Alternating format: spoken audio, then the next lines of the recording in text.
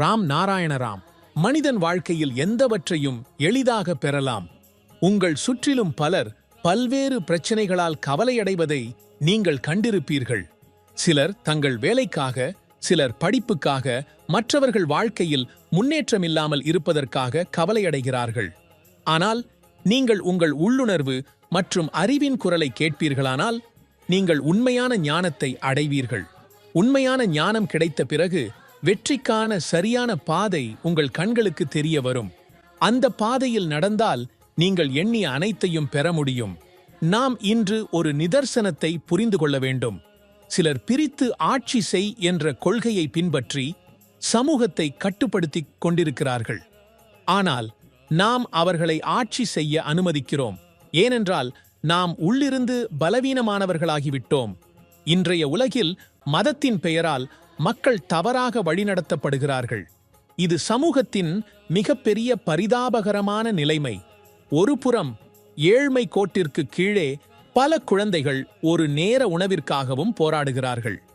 இன்னொரு புறம் கோவில்களில் லிட்டர்களில் பால், தயிர், நெய், பஞ்சாமிர்தம் போன்றவற்றால் சிலைகளுக்கு அபிஷேகம் செய்யப்படுகிறது. இதுவே மதத்தின் உண்மையான வரையறையா?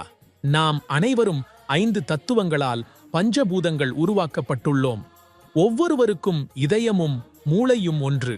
ஆனால் நாம் நம் மனதில் நேர்மறையான எண்ணங்களை வைத்திருக்கிறோமா, எதிர்மறையான எண்ணங்களை வைத்திருக்கிறோமா என்பது நம்மில் அடங்கியுள்ளது. நாம் ஒருவருக்கொருவர் உதவ நினைக்கிறோமா அல்லது தீங்கு விளைவிக்க நினைக்கிறோமா? மனிதன் பேராசையில் சிக்கிக்கொள்ளும்போது மற்றவர்களுக்கு எந்த அளவுக்கு துன்பம் விளைவிக்கிறான் என்பதை உணரமாட்டான்.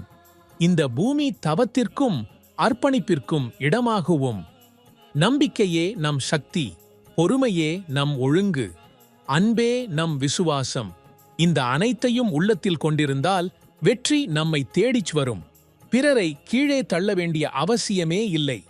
இயற்கை எங்களை பலவிதமாக ஆசீர்வதித்திருக்கிறது. அது வாழ்வை வளமாக மாற்றும். இன்றைய உலகத்தில் மனிதர்கள் விரைவாக மன அழுத்தத்திற்கும் மனச்சோர்விற்கும் ஆளாகிறார்கள். எனவே அனைவரும் தியானம் செய்ய வேண்டும்.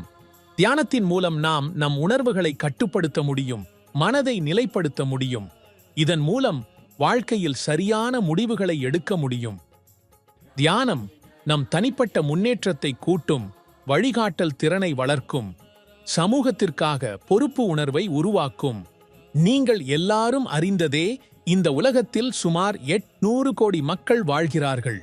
இதில் பலர் மனிதனால் உருவாக்கப்பட்ட மதங்கள் மூலம் தவறான பாதையில் செல்கிறார்கள். நாம் இதை உணர வேண்டும். மதத்தை கருவியாக பயன்படுத்தி மற்றவர்களை ஏமாற்றும் அந்த மக்களை நாம் வெளிச்சத்திற்கு கொண்டு வர வேண்டும். அவர்களை பற்றிய உண்மைகளை உலகம் அறியச் செய்ய வேண்டும். இது ஒரே ஒருவரால் செய்ய முடியாது. அனைவரும் ஒன்றிணைந்து சமூக விழிப்பை ஏற்படுத்த வேண்டும்.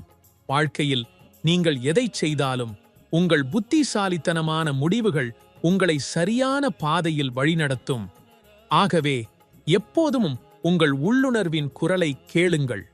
இன்று ஒவ்வொருவரும் மகிழ்ச்சி, அமைதி ஆகியவற்றை தேடிக்கொண்டிருக்கிறார்கள்.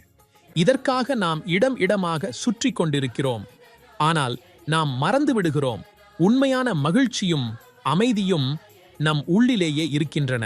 நாம் ராம் நாராயண ராம் என்ற தெய்வீக நாமத்துடன் இணைந்தால் நம்முடைய வாழ்க்கையில் பேரானந்தத்தையும் நிறைவேற்றத்தையும் காண்போம்.